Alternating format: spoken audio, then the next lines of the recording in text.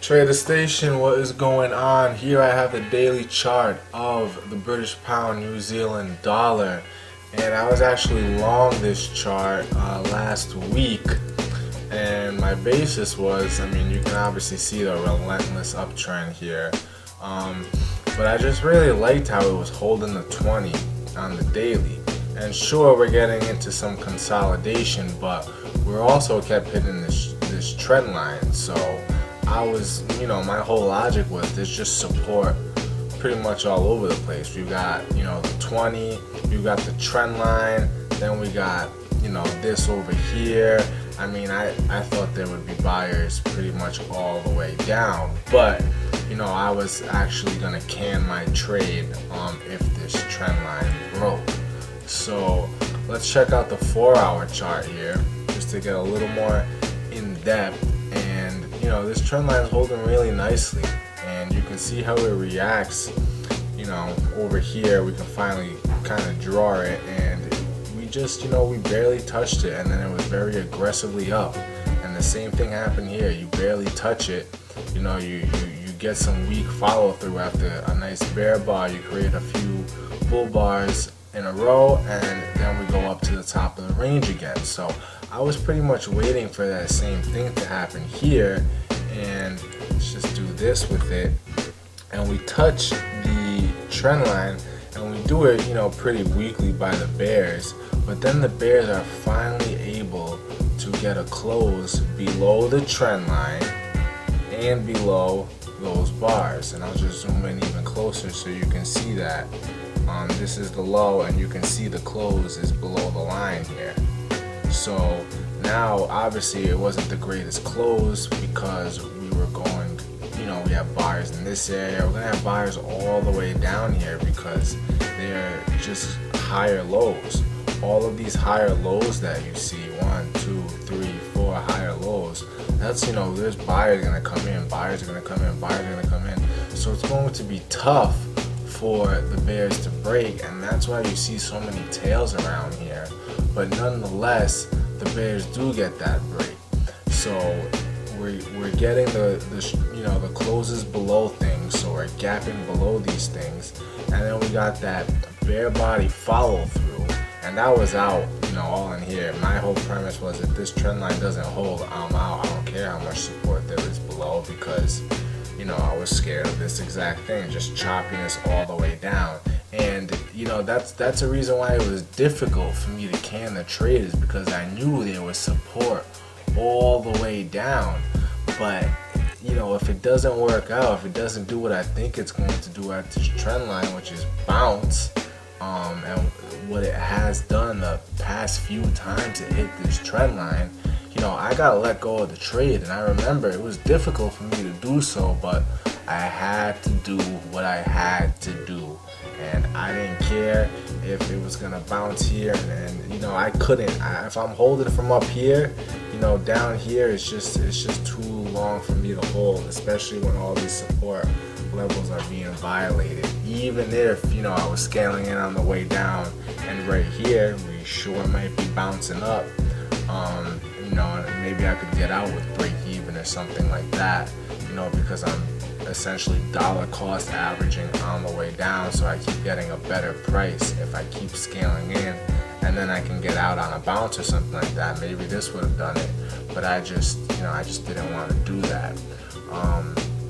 But what we do get is that close, underneath the trend line, underneath these bars. We do have the bear body follow through, and then we're looking for gaps, and I can kind of see a gap here, like this was the important close, and as you can see, when the price got up here, the bears protected the close of this bar, and this is the breakout point. We're trying to break out below the trend line and below this bar, so this is the breakout point, and you can see bears protect the breakout point. So somewhere in this area you have to be thinking, this was a strong leg down, all the breakout characteristics were there, maybe we get another leg at some point, because the gaps are holding, we have consecutive bear bodies, we're closing below things, the trend line has been violated, multiple reasons. And then, some people like to look at this stuff, the moving averages are trending.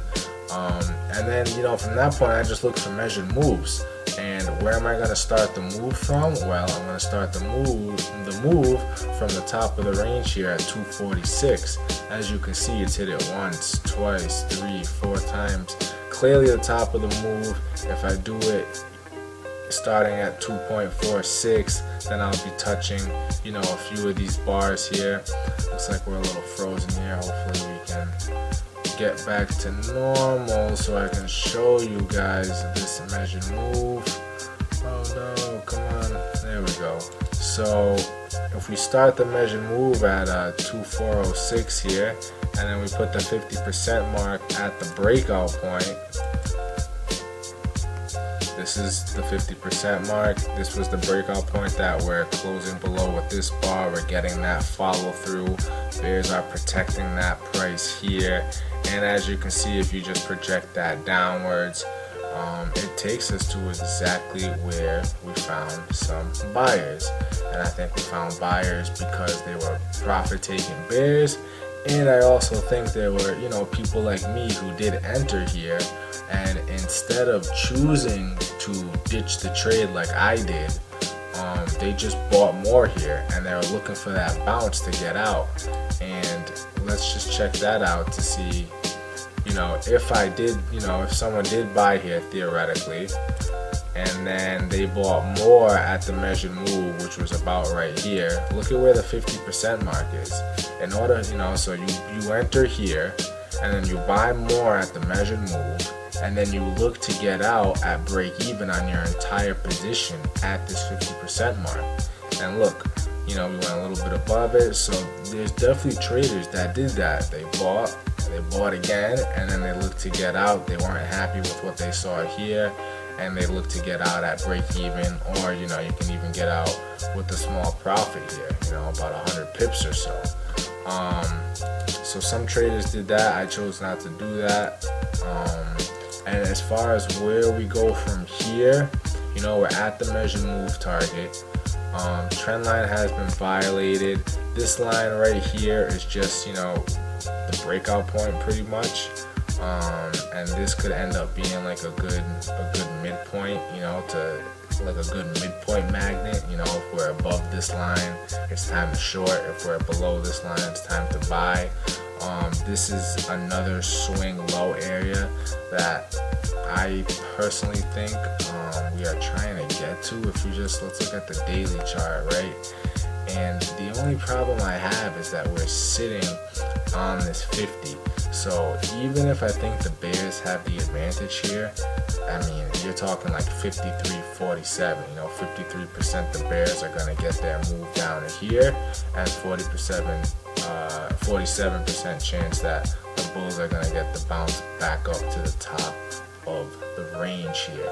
And what I just see on this daily chart is increasing bear bodies, increasing bear bodies here. For the most part, we did close below the 50, but we couldn't generate that follow through. And the most important question you can ask yourself when trading is, will there be more buyers or more sellers below that bar or above that bar? And as you can see here, we're finding buyers below and sellers above. So when we find buyers below things and sellers above things, it means that we're going sideways and we're in a trading range.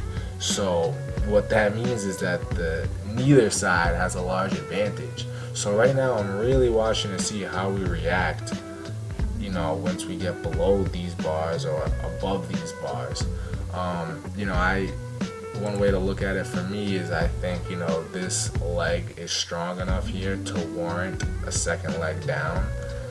But the thing is, when is that second leg going to start? We could go up and we could test that trend line again, and this trend line that was support can turn into resistance, and then we get the second leg down. Or we might just get the second leg down right here. So I would say the bears have the, somewhere between 51 and 53% chance that we get down here, and the bulls have that 47 to 49% chance that we get back up to the top of the range. And that's why you can overanalyze all you want, but if you don't have those proper risk management setups in place, like I was like, all right, I'm canning my trade as soon as, you know, this trend line is disobeyed. Other traders were like, all right, well, even if this does break down, I'm just gonna buy more at that measured move, get out, break even, so I'll be okay. Like, you can overanalyze all you want. You can know exactly where the chart's going and what it's doing and this and that.